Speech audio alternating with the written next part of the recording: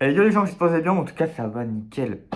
Alors aujourd'hui on va parler du coup de The Punisher One Last Kill. Euh, Qu'est-ce que j'en pense? Ça va être le dernier point abordé évidemment. Euh, je vais expliquer aussi, du coup attention spoiler. Ça va être le premier point. On va faire point par point. On commence par expliquer ce qui se passe dans le film, l'épisode spécial, c'est un épisode spécial. Expliquer ce qui se passe pendant l'épisode spécial, premier point. Deuxième point, je vais, je vais donner mon avis. Et le troisième point, je vais mettre des théories. Voilà. Et ben sur le coup, du coup, c'est parti. Je vais commencer par du coup expliquer ce qui se passe dans cet épisode spécial, dans ce spécial Marvel. On suit Frank Castle, logique. On ouvre sur Frank Castle en train de s'entraîner dans sa chambre. Et on apprend qu'il a éliminé toute la famille. Alors, moi j'ai envie de les appeler Gnocchi parce que ça me pense à la marque, mais Gnocchi. Euh, voilà. On apprend qu'il a éliminé toute la famille Gnocchi et que du coup c'était la fameuse famille qu'on voyait sur son tableau dans Daredevil Born Again. Et que du coup on revoit son tableau et il les a tous butés, alors il a enlevé le tableau. Il a déchiré le tableau. Du coup voilà, on commence par ça, c'est les premiers plans. Alors juste là, on a du coup un Frank Castle qui a fini sa tâche. La dernière famille qui était reliée à Punisher, au Punisher plutôt, parce qu'à Punisher du coup, je parlerai du youtubeur, mais au Punisher. Et on pendant ses entraînements, on voit qu'il se défonce, il saigne de partout, il saigne des mains, il se défonce. Et juste ça, ça nous met déjà direct dans l'ambiance du attention, c'est gore. Attention, va y avoir du sang, vous êtes prévenus. Et moi, je kiffe. Pour moi, quand je regarde du Punisher, c'est pour voir du sang. Ensuite, du coup, on, on enchaîne sur un plan où on voit un mec. Je sais plus si c'est pas ça après un plan. J'explique en général là. On voit un mec, il voit une casquette à un SDF et tuer son chien. Avec sa bande de potes là, de ses trous du cul. Et on nous explique que depuis que la famille Gnocchi est morte, les petites racailles ont pris le contrôle, ont pris le pouvoir. Voilà. Du coup, on nous met direct dans le contexte, tout ça. Et euh, on nous montre Frank assis par terre dans une pièce vide, euh, torturé entre guillemets par son esprit. Non, même pas torturé entre guillemets, torturé par son esprit. On voit qu'il voit Curtis, il voit les trois mecs qui sont morts là, les trois mans qui sont morts dans la série Punisher. Incroyable d'ailleurs, faut aller le regarder. Avant de regarder Punisher One Last Kill, faut aussi, oui, regarder Punisher, enfin, Daredevil saison 2, Punisher, Daredevil Born Again, Punisher One Last Kill, et après, du coup, on pourra regarder Spider-Man Brand New Day. Et en tout cas, pour tout ce qui est partie Punisher. Parce qu'après, pour Spider-Man Brand New Day, il faut regarder Civil War, Homecoming, Infinity War, Endgame, No Way Home. Non, pas No Way Home. Homecoming, No Way Home. Et si, non, c'est Far From Home et puis No Way Home. Et voilà. Du coup, franchement, on nous met direct dans l'ambiance, c'est nickel. Et il y a Franck qui va au cimetière pour voir sa fille, sa femme et son fils. Un truc d'ailleurs que je reproche un peu, c'est que dans les deux premières saisons dans les deux saisons de Punisher, on se concentre beaucoup sur sa femme et sa fille. Born Again. Dans One Last Kill, on se concentre beaucoup sur sa fille, mais on se concentre très peu sur son fils dans l'histoire de Punisher. Ce qui est con, parce qu'il a quand même perdu son gamin aussi. Et voilà. Et, euh, et du coup, il est torturé. Il n'y a pas à dire, il est bien torturé. Il est sur le point de se suicider quand il voit sa femme, sa fille, pas son fils, voilà, sa femme, sa fille, mais pas son fils, et dans ses visions, en train de lui reprocher des trucs. Et puis il voit sa fille devant lui, et du coup il se suicide pas. Après, c'est comme j'ai dit, c'est dans sa tête. Il est devenu taré. De toute façon, on sait que Punisher est taré, on sait qu'il a un problème au niveau de. On sait que le Punisher est taré, on sait qu'il a un problème au niveau du cerveau. Il s'est pris une balle dans le crâne, il a un problème au niveau du cerveau. Et voilà, du coup, ça nous met direct dans le bain, ça nous dit que on aura un Frank très instable. C'est ce qui permet du coup de comprendre. Et ensuite, du coup, il y a Frank qui rentre, il y a Frank qui rentre chez lui, et il y a une femme handicapée avec un marqueur d'armes qui l'attend, qui l'appelle Frank Castle. Alors là, il s'arrête parce que tout le monde sait que Punisher est Frank Castle. C'est pas un secret. Mais depuis la saison 2 de Punisher, on l'a pas vu. On l'a plus vu depuis. Preuve en est que à la télé, là où on apprend que toute la famille Gnocchi est morte et que du coup c'était la dernière famille en lien avec le Punisher, on peut voir que le seul extrait qu'ils ont, c'est celui dans les escaliers en saison 2. Où, oui, avec Russo, quand il se fait tirer dessus par Russo et Madani. D'ailleurs, Madani, on va en parler, mais on va en parler plus tard. Du coup, voilà. C'est le seul média, c'est le dernier média qu'ils ont par rapport au Punisher. Sinon, ils l'auraient pas mis. Et du coup, ça, c'est pas normal. C'est pas normal, Frank Castle. C'est pas normal qu'il sache que les gens sachent qu'il est là. Surtout qu'en plus, bah, il tient à tenir à... Frank Castle est différent de Punisher. Parce qu'en fait, c'est difficile à expliquer, mais le Punisher, c'est la vengeance. C'est la mort. Frank Castle, c'est un esprit torturé. Le Punisher, c'est ce qu'il en devient. C'est ça en fait. C'est quand il laisse ses tortures lui monter au crâne, il devient le Punisher. Mais quand il essaie de résister, il est Frank Castle. Voilà, c'est ça moi que j'aime bien dans ce personnage-là. C'est qu'il est compliqué à comprendre. C'est pour ça que d'ailleurs mes personnages préférés sont les personnages de l'univers Defenders. L'univers entre guillemets du, de ce qui est concentré dans les Defenders. Daredevil, Jessica, Iron Fist, The Cage, même si bon, j'ai un peu de mal avec eux dans le MCU. Frank, ah, Karen, Madani, Curtis aussi. On va aussi en parler de Curtis. Voilà, tous ces gens-là, moi je les adore. À part du coup Luke Cage et Iron Fist, mais c'est parce que bon, bah, c'est les Defenders. Et voilà. Et Electra, évidemment, je ne vais pas Electra. Oh. Et du coup, elle lui prévient, c'est la dernière survivante de cette famille, la Gnocchi là, et qu'elle a embauché tous les tueurs à gages de la ville, enfin du quartier, pour le buter, à 18h. Ensuite, Frank rentre chez lui, il se pose, il imagine Karen en train de lui défoncer la gueule, puis après il lui fait un câlin. Ah ouais. Et Curtis en même temps qui parle. Et, euh, du coup, on... Karen lui dit, regarde l'heure. Il regarde l'heure, 18h. Bah, alors s'il est 18h, faut aller se foutre sur la gueule. Et au même moment, il entend des gens rentrer dans les appartements d'à côté, tout ça. Il bug, il bug. Il est comme ça. Devant le. Il regarde à travers qu'on appelle ça, l'œil sur la porte. Il regarde, il est comme ça. Il bouge plus. Il avait juste un couteau, il bouge plus. Puis il y en a un qui jette de l'essence dessus et qui passe sous la porte et qui fout le feu. Et là, on a une scène magnifique. Franck qui prend feu. Il recule un petit peu. Puis là, on passe de Franck au Punisher. Il court, il défonce la porte, il bute tout le monde. C'est du Punisher. C'est incroyable. C'est du Punisher. Et il bute tout le monde. Il va dans l'appartement d'en face. Il bute tout le monde. Il y en a d'ailleurs un qui était sur le point. Voilà, comment dire ça sans trop se faire censurer. Qui est en train d'essayer de V une femme, d'ailleurs.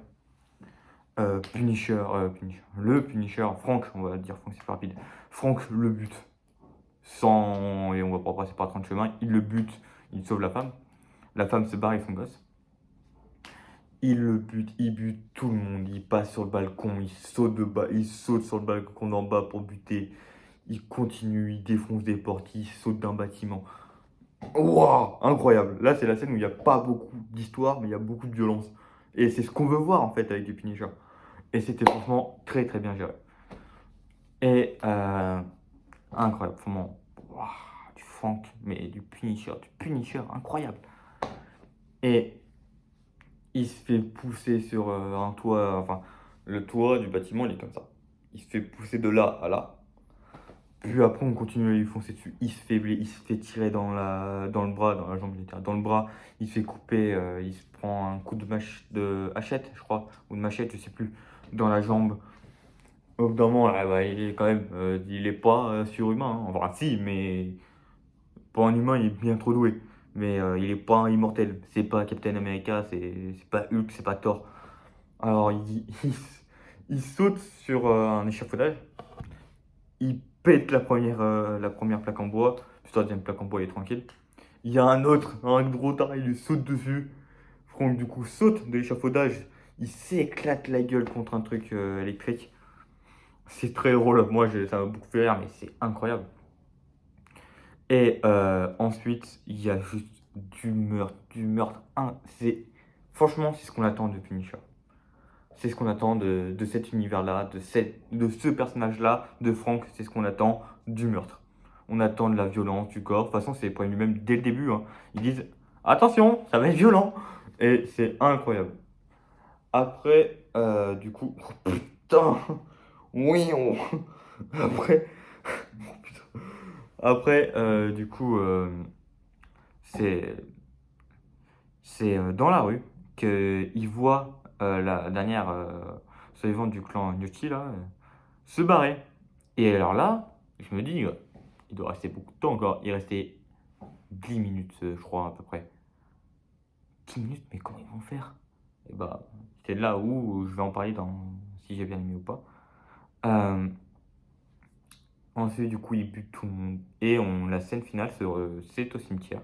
Enfin, une des scènes, l'avant-dernière scène, c'est au cimetière où, après qu'une gamine lui ait fait un cadeau pour lui avoir sauvé la vie en butant des mecs, il va au cimetière, il se pose, il enlève ce qu'il y avait sur la tombe de sa fille, il, il parle à sa fille, à sa femme, à son fils.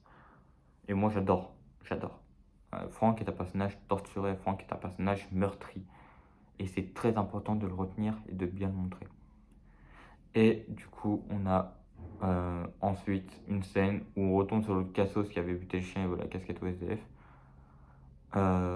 qui s'apprête à agresser deux dames, à leur donner un coup de batte de baseball. Et il y a Franck qui lui met un chassé sur le côté. Le mec, il se retourne, on voit le, la tenue, parce qu'il faut savoir un truc, on voit deux fois la tenue on voit trois fois la tenue du Punisher. On la voit dans une hallucination de Franck pendant qu'il est en ville, il se balade. On la voit dans les flashbacks quand la femme Gnocchi raconte l'histoire, enfin raconte tout ce qu'elle sait, et on la voit à la toute fin.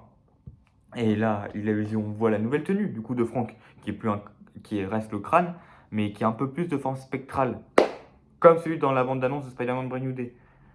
Et avec sa grosse beubare, ses cheveux rasés, incroyable. D'ailleurs, pendant longtemps, je me suis fait un coup de cheveux. Incroyable. Incroyable. Et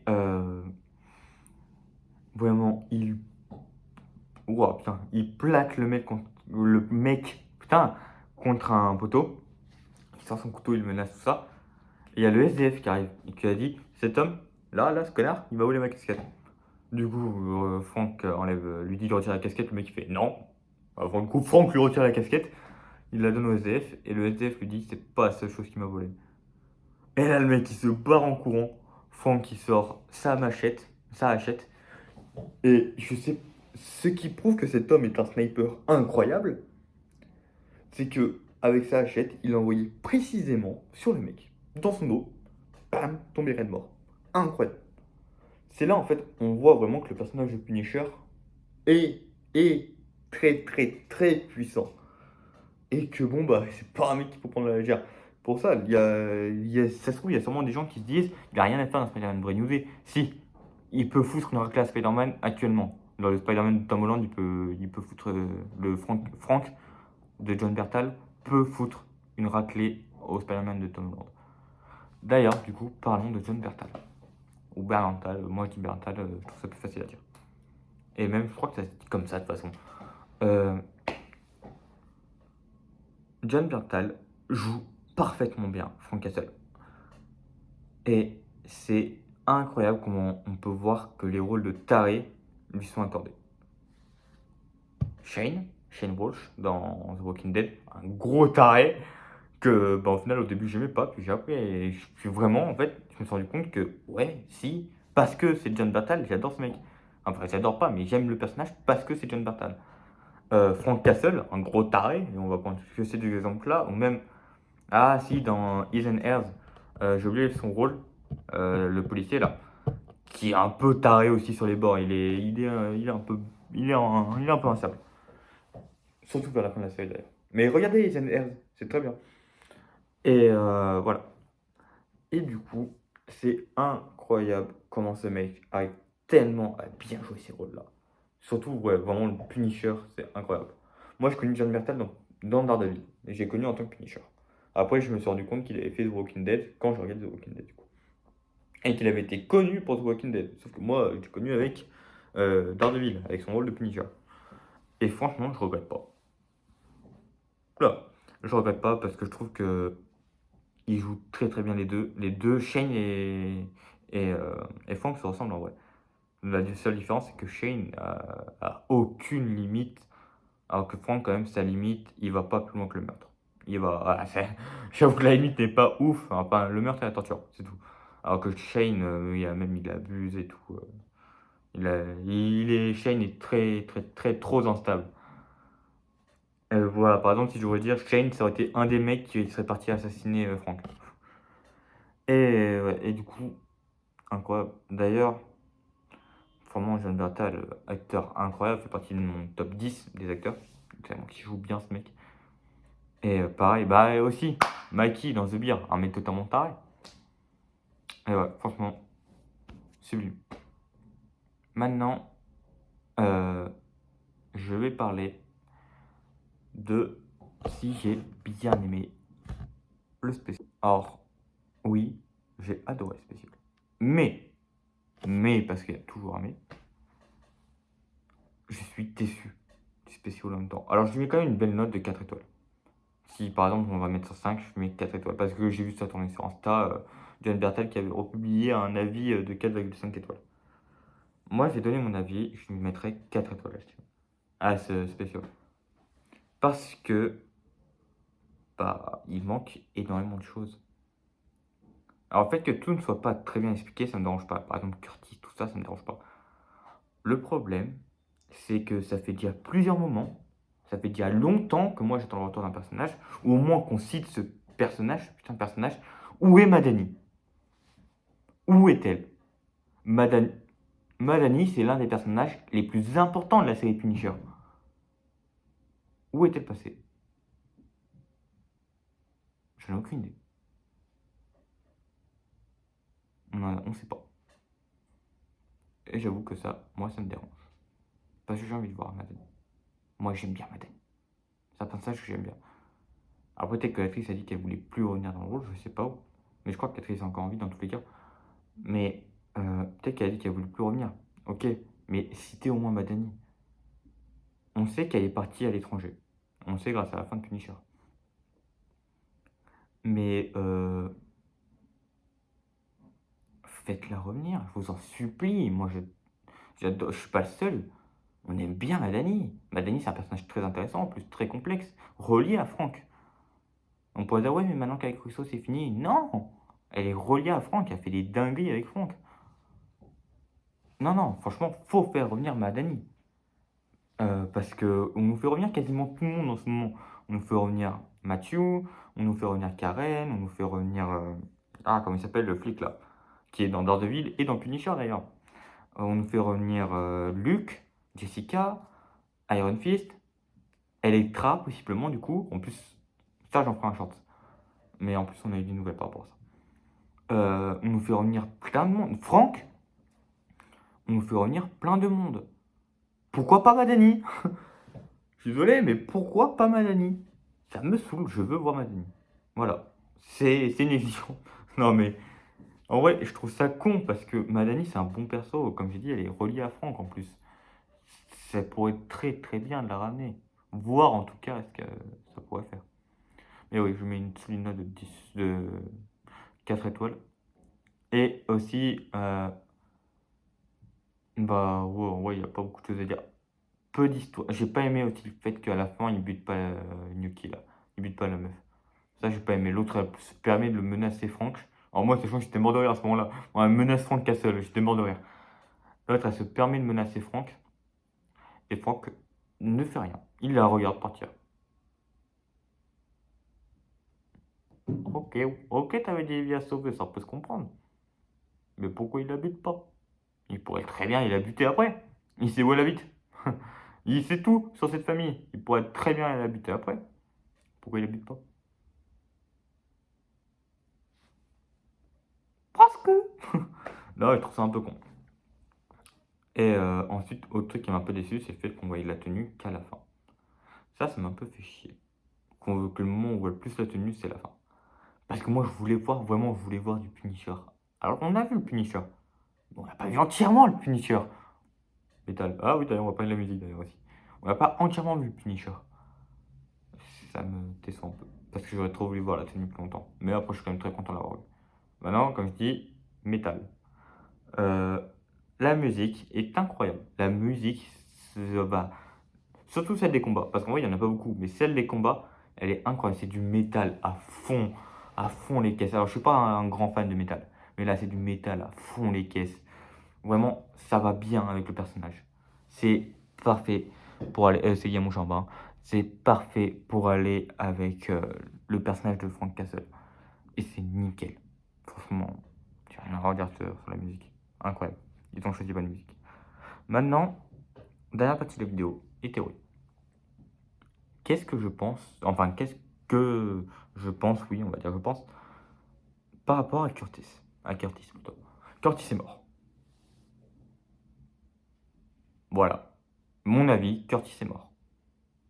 Curtis, soit est mort de maladie, soit s'est fait buter à cause de Frank, soit il est mort. Il est mort. Pour moi, il est mort. Parce qu'on le revoit beaucoup en finale.